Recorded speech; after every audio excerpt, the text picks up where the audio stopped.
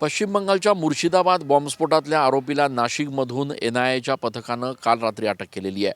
अत्यंत गोपनीय पद्धतीनं झालेल्या या एकूणच कारवाईबाबत फक्त नाशिक पोलिसांचे वरिष्ठ अधिकारी आणि क्राईम ब्रांचच्या टीमलाच माहिती देण्यात आली होती. एनआयएच्या पथकानं ही अत्यंत गोपनीय पद्धतीनं केलेली कारवाई बघायला मिळते. 1 वर्षांपासून मुर्शिदाबादच्या बॉम्बस्फोटातला हा आरोपी नाशिकमध्ये वास्तव्यास होता. मुख्य म्हणजे नाशिकमध्ये आपले केस आणि दाढी मिशा काढून एका वेगळ्या नावानं हा आरोपी वास्तव्याला होता. त्याहूनही धक्कादायक बाब म्हणजे बनावट आधार कार्ड तयार करत या आरोपीनं नाशिकच्या एका कंपनीत नोकरी देखील पटकावली होती.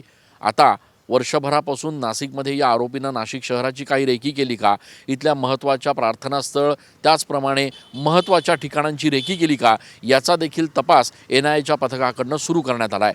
या व्यतिरिक्त या आरोपीला बनावट आधार कार्ड तयार करण्यात किंवा त्याला नोकरी मिळवण्यात आणखी कोणाचा सहभाग आहे का, याचा देखील सखोल तपास जो आहे तो एनआयएच्या पथकानं सध्या सुरू केला जातो आहे.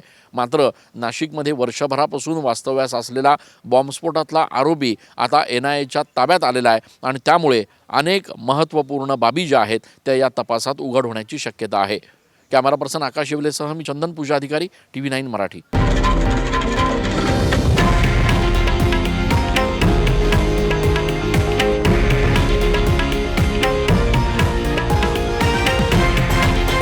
हे आहे देशातील नंबर 1 न्यूज नेटवर्क आणि आपण पाहत आहात TV9 मराठी, एकमेव.